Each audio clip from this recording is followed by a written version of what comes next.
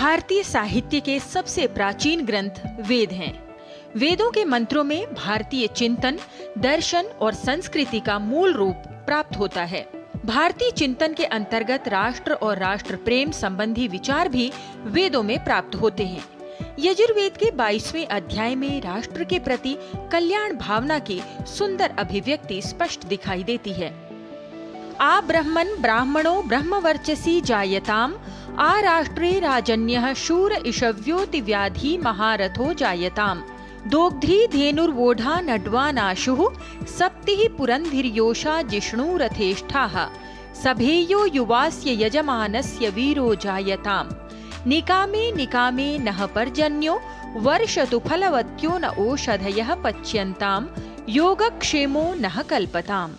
यजुर्वेद के 22वें अध्याय का ये वैदिक राष्ट्रगीत है, जिसमें एक आदर्श राष्ट्र की सभी प्रकार से उन्नति की कामना की गई है और कहा गया है, हे ब्रह्मन महान शक्तिशाली परमेश्वर, हमारे राष्ट्र में ब्रह्मवर्चस्वी विद्वान उत्पन्न हो, वीर धनुर्विद्या में कुशल, शत्रुओं को पराजित करने वाले महारथी क्षत्रिय उत्पन्न हो, राष्ट्र के यजमानों की गौएं दूध देने वाली हों, बैल वहनशील हों, घोड़े तेज चलने वाले हों, स्त्रियां सर्वगुण संपन्न हों, इस राष्ट्र के रथ में बैठने वाला महावीर, पराक्रमी, सभ्य युवा पुत्र हो, हमारे राष्ट्र में जब जब आवश्यकता हो तब तब मेघ बरसें, हमारी औषधियां फल फूल से युक्त हों और जो हमें प्राप्त है उसकी रक्षा करने तथा जो प्राप्त नहीं है उसको प्राप्त करने की क्षमता दें।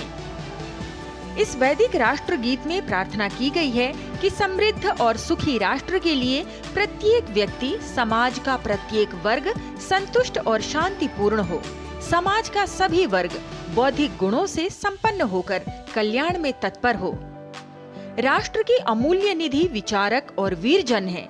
वे अपने अपने कर्तव्य को भली प्रकार से करते हुए राष्ट्र की भावी पीढ़ी का निर्माण करें। सभी जनशक्तियां मिलजुल कर काम करें, जिससे राष्ट्र का पूर्ण विकास हो। शस्त्रेण रक्षिते राष्ट्रे शास्त्र चर्चा प्रवर्तते, अर्थात जो राष्ट्र वीरों की शस्त्र शक्ति से सुरक्षित है, उसी राष्ट्र में विद्वानों की शास्त्र संबंधी बौद्धिक चर्चाएं संभव होती हैं। प्राकृतिक समृद्धि के अंतर्गत पेड़ पौधों और पशुओं के समुचित विकास की कामना की गई है। समय समय पर आवश्यकता के अनुसार वर्षा होना प्राकृतिक समृद्धि का आधार है, अतः इस वैदिक राष्ट्र गीत में समुचित वर्षा की भी प्रार्थना की गई है। राष्ट्रीय चेतना को जागृत करने वाले इस वैदिक राष्ट्र गीत में पारिवारिक, सामाजिक, शारीरिक, बौद्धिक और भौतिक सभी दृष्टियों से राष्ट्र की समृद्धि तथा इसके सर्वोदय की प्रार्थना संपूर्ण राष्ट्र के संचेतना का मूल आधार है। लता वशिष्ठ, डीडी न्यूज।